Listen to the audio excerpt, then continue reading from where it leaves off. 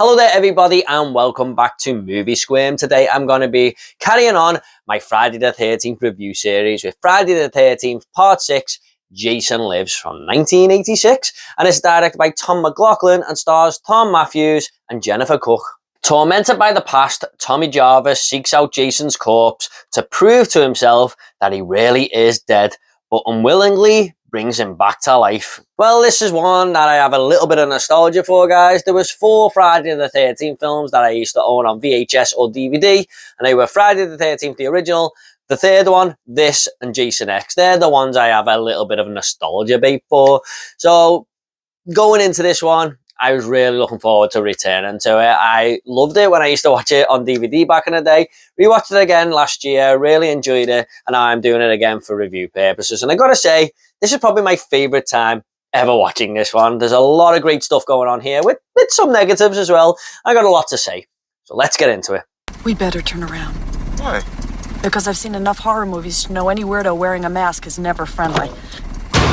And by the way, guys, don't forget to check out my other Friday the 13th movie reviews in the link down below. There'll be a little playlist down there. I've reviewed the first 5, and I'll be reviewing the rest in the near future.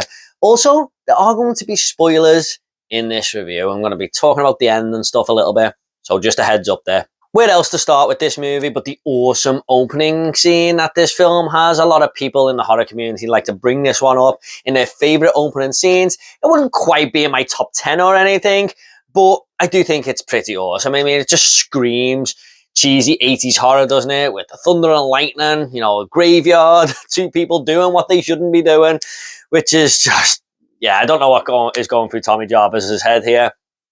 But having the grave of Jason dug up so Tommy Jarvis can get over these demons, and then impaling him with that big, was it like a metal spike sort of thing? I can't quite remember now.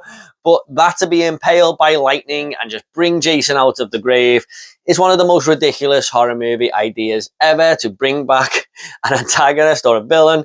But it just works. It just works for this movie and this franchise, because we are on part 6 now and it's already gone over the top ridiculous. But I really do like this opening, and a fun way to bring Jason back. And from this moment on, when Tommy Jarvis's friend is killed by Jason, there is no letting up. I mean, it's just non-stop for, I think this movie is 86 minutes long. It's just non-stop of Jason taking people out, and it never ever gets boring or repetitive like some of the past films have. I would say Part 5 suffers from that a little bit. I do like Part 5, but there's a lot of kills in there that, you know, are very samey and stuff. It does switch it up a little bit here. I've got a lot to say on the kills in a bit, but just having this version of Jason just slicing and dicing, you know, just using all different types of weapons. He is absolutely relentless, and it feels like he's been re-energized after sleeping for so long in that grave. And I gotta say, this look of Jason is awesome as well. CJ Graham, who plays him, might be my favorite version of Jason so far, alongside Richard Brooker. I mean, that is a very hard one to pick from, but it's out of those 2. But I love his portrayal here. He's got the right build. I love the look of Jason in this one. It's a little bit more cleaner and stuff compared to, especially the later sequels, of course. But I don't know, it just fits. You know, I love the walk on him. I really love the shots of him marching through the woods where you can just see that machete in his hand, a little close-up of it and everything. This Jason he seems a lot, kind of like the Jason in Part 4, where he's very, very fast on his feet, which makes it a little bit more terrifying.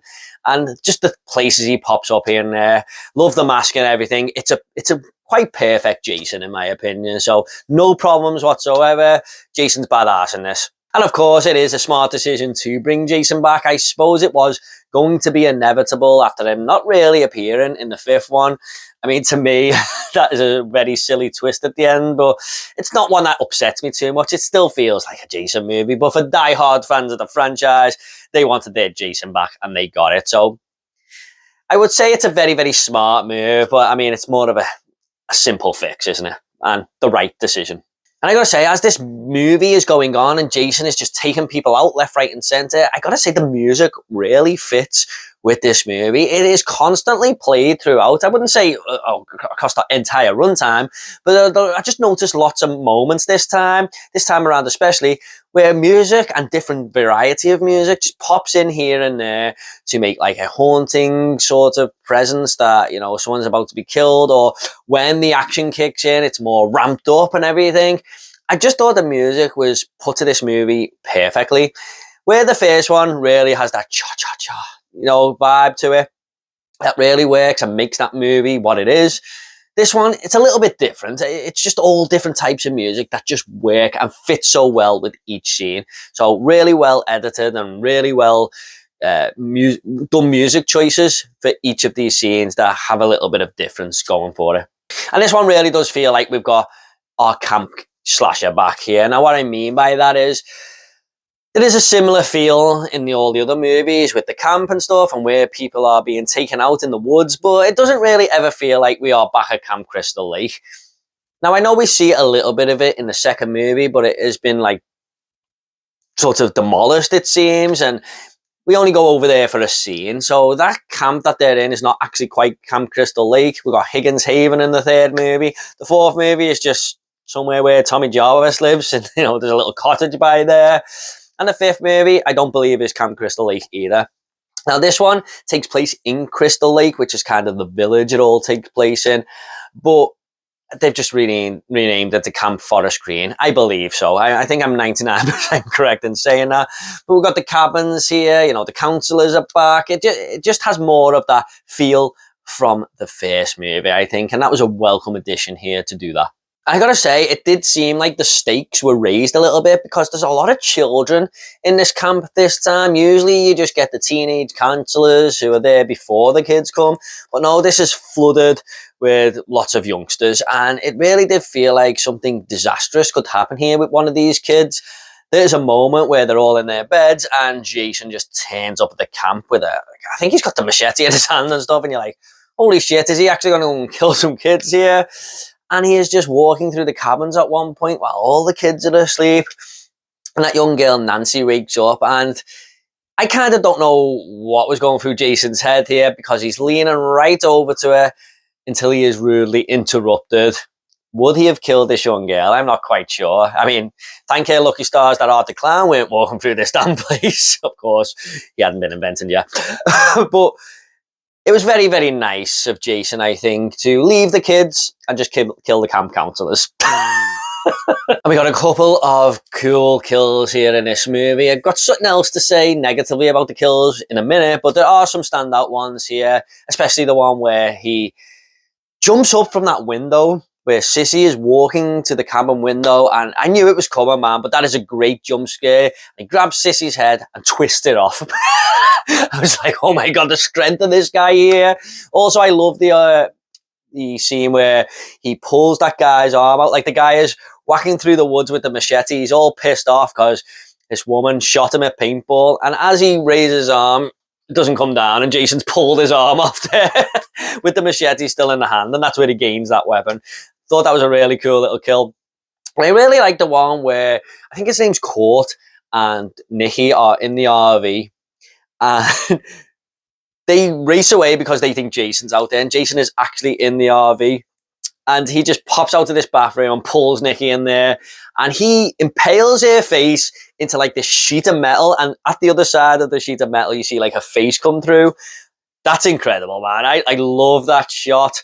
And an even better shot, which makes this Jason even more badass, is when the RV flips over, it's kind of on fire, and Jason, unharmed, even though the other two are dead, after this big crash, jumps out the RV and just stands on top of it like, I am the king. I am the king of Crystal Lake. So one of my favourite shots in this entire film series so far. Now, Tommy Jarvis and Megan, I feel, are great protagonists in this film. This is what bumps it up a little bit for me. There are a few little moments where Megan's kind of annoying early on, but once these two team up, I think they are great protagonists to get behind, and you really do champion them to go out there, save the kids in the camp, and kill Jason. And Tommy Jarvis has got this real idea on what to do, where he's going to drown him in the lake that he came from. That's his weakness, the water. And I think that was a really cool idea to sort of kill Jason in this one, something that hasn't really been done before, and it just kind of works. You know, it would make sense to do that because that's how he died in the first place, although he came back. And this is how he's going to die again, by wrapping that chain around his neck and drowning him. So I really like Tommy Jarvis in this movie, the way he's got that plan. He's not scared. Even though he wants to fight his demons, he's going to take the battle to Jason. He's done running, basically. And I think Thorne Matthews is got to be one of the best actors we've had in this entire franchise so far. I think he is fantastic in this film. A lot of people may disagree with that. I don't know what the general buzz is with that, but I think he's awesome. I think he plays this part brilliantly. And I know that I don't know what people think of his acting and stuff, but I know he's a fan favourite amongst Friday the 13th fans as protagonists. And he's been in 3 movies now, although played by 3 different actors. But this is the one they seem to gravitate towards more. But yeah, really like his chemistry with Megan as well. I think they work well together. I like the way there's a little romantic spark there, which just helps things on. A little bit of banter between the two. Yeah, love these two. 2 of my favourite protagonists in the entire Friday the 13th film series. Now I gotta say, there are a few mixed things here before I get on to the negatives. And one of the mixed moments here is a lot of this movie is a little bit tonally imbalanced. And what I mean by that is it just feels like there's some moments taken from Part 5 and brought into this one, where Part 5 was over the top silly. Like I said, I do like Part 5 for what it is, but I don't know if it feels like it fits in this movie, despite that ridiculous opening. But the way that we have this paintball section and the silly music, that's the one piece of music I don't like in the movie. It's very cartoonish and silly. And these 3 people are just playing paintball and just having weird conversation and stuff with quirky little sound effects thrown in. I think that is just very random, and it just feels like it's plucked right out of Part 5. It feels out of place in this movie. Now, I don't hate the scene, it just feels a little bit weird. So we got that, and there's a little few moments of dialogue where, look, that grave digger, I was laughing my ass off, but again, it's just a piece of dialogue that feels like it's plucked out of Part 5 there, where he goes, "What do they think I am, a fart head?" Like I said, it's not really a negative, it just feels a little bit strange. Dig him up. Does he think I'm a fart head? Now, I do have one main negative with this movie, let's say. The other one's a little nitpicks, but the one main negative, and this may not be the movie's fault, is it looks like it's been butchered by the MPAA. Now, I know this franchise had a real tough time with the MPAA. I can't quite recall which movies suffered the most, but it feels like this one and Part 5 did, because there are so many cutaway kills, or as Jason's about to impale someone, it'll just cut and show blood splattered across the screen. And there were 1 or 2 kills here that you can tell the editing, there's like a quarter of a second where something's happening and it feels like it's been cut out of the whole scene. So yeah, like Jason may wave a machete at someone and then there'll be a little click there of something that you don't quite see, and then it's the aftermath. It feels like they had to butcher this movie, and it is such a shame, because even though this might be one of my favorite Friday the 13th movies, you'll have to see when I do my ranking, it's definitely up there. This could have been so much more. It could have been so much more with the creative kills, and yeah, pardon my language, but fuck the MPAA. Also, it's a very bad decision by Tommy Jarvis, I think, to dig this grave up on, is it Thursday the 12th? Or yeah, I think it's the next day, where it might be Thursday the 12th or Friday the 13th. I can't quite recall. I'm sure there's a bit of daytime in there though after that scene. So why did he do it round then when he knows this is the day that Jason likes to strike most? Bad character decision. Also, the sheriff in this movie, I can get on board with him a little bit, because I really like the whole sort of town wanting to forget Jason Voorhees and that he ever killed people there and anything. You know, it's just a bad thing that no one talks about no more. And the sheriff, I can agree with him not believing Tommy Jarvis that Jason has come back. I get it, because he's dead.